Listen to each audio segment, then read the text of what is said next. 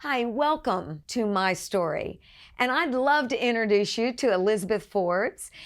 She's a guidance counselor in the public school system.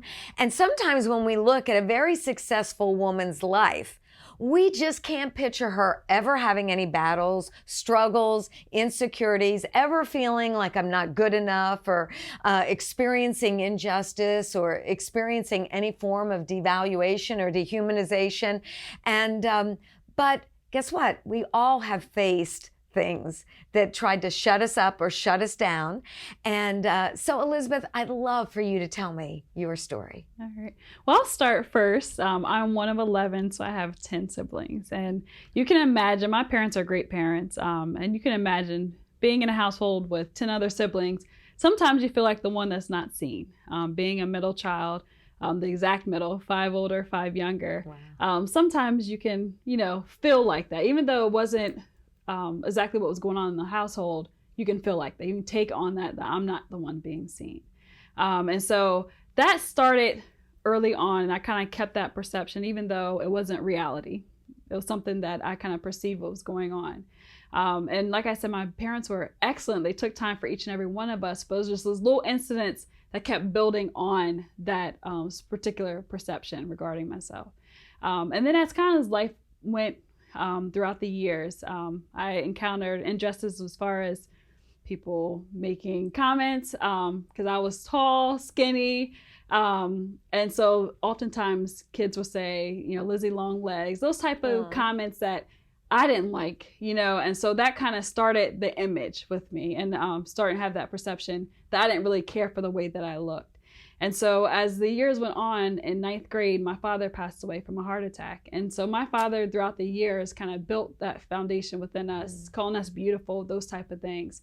And then that absence with him took on like rejection, abandonment, because of not hearing those words, those, comments that would make us feel like we were that. And so I remember starting to take on that false identity, not liking who I was, not liking how I looked, and just not really liking just anything about myself. And also in high school, 11th grade year, I was sexually assaulted, which created even more I just didn't like myself. I didn't, it just created more of that sense. It was kind of like a building on of just not caring too much about myself. And I remember even in high school having thoughts of not wanting to live, wanting to commit suicide, and just taking on that reality that it wasn't worth living for any longer, because the one that I really cared about, my father, was gone.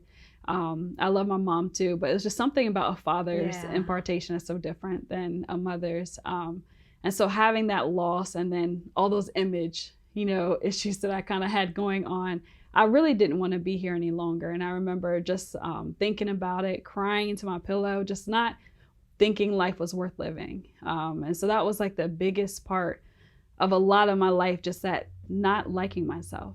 And I know many have experienced that, where you just don't like things about yourself, or things may have happened to you that just wasn't right, but it created a perception about yourself that's not true. And so for me, it was just not wanting to be here and not liking what my life was, or even who I had become.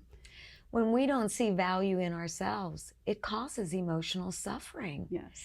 And then the more we rehearse that, the more we suffer, and the more we hurt, and the more we believe lies, because it's not the reality. Right. You are beautiful, you are intelligent, all those things, that was there then. But it's not the reality, it's our perception of reality that shapes what we believe. Right. And, it just breaks my heart to see how you believe those things. And we know so many can relate and connect with what you're saying, because life really has not been fair for any of us. Right. And I know for me, I was really angry. I was really angry and bitter. And I was just, a lot of people didn't see that part because I hid it very well, but inside I didn't like myself. And so that created, just anger within myself. And sports was kind of like my outlet. So running feet to the pavement was like my outlet for anger. But oftentimes, when I left, I was so hard on myself. Like, this is why, you're like this. This is why you don't like who you are. Anything that happened throughout the day, any negative thing that happened, it just fueled that fire of just hatred toward myself. So your anger was more projected towards yourself rather than others. Yes. I hid it very well. Most people thought I was happy. I was somewhat outgoing. I'm more introvert, but sports, those type of things made me a little more outgoing. But yes, the anger is towards myself. So oftentimes people will do that, where the anger is projected towards themselves, not outwardly. And so oftentimes you kind of can miss those cues that someone's really angry with themselves or don't really like themselves, because they might not portray that. And they may hide it like I did. Like, teachers didn't know, family didn't know, but I knew, because that was my inner thoughts, and that was speaking louder than what anybody else was saying towards me. Wow. And look, something had to begin to change and turn, because now you're not just a professional woman. You are married, have an amazing husband. You have 3 beautiful little girls, and your life has turned. What were the beginnings of you beginning to see your value and your worth? Were there individuals in your life that began to speak into you? What were the things that began to bring a turnaround? Well, definitely my guidance counselor. That was one of the reasons why I became one. Was because she was very nice. She saw me, and there was times that she would just allow me to come in her office and just talk about what was going on. And so I had developed a trust with her. And then around that same time is when she started the grief group that I was a part of. And so I was able to express some of the anger that I was feeling about my father passing away, as well as things I disliked about myself, or characteristics I disliked about myself. And so it kind of changed my perspective as far as seeing some of my dad's character within myself and being able to kind of lean on those things. And then also teachers that kind of just imparted within me. Just took time to talk and listen, built great relationships. Just the compliments, the validation that was given, I think started that turning point as well. I think maturity, as you're getting older, you start, and as you begin to experiment with different things as far as like your future, what you want to pursue. My passion was teaching at first, so that's what I pursued. And so hearing the compliments, "Oh, you're doing a good job," and those affirmations, encouragements, that's kind of what started rebuilding that foundation that I kind of created within myself, that I am good at this, that I am, here obviously for this reason. Isn't that amazing that all the areas that you lied about yourself, when there was someone that cared enough to see your value and make investment into you, sacrifice for you, treat you as if you were valuable, how it began to shift and change the way you perceived yourself. Yes. It's like when that truth came in, the true reality of the beauty that you carry began to be revealed to you, and you began to believe that. How did that begin to affect you emotionally? So I think it started building more of a just self-love.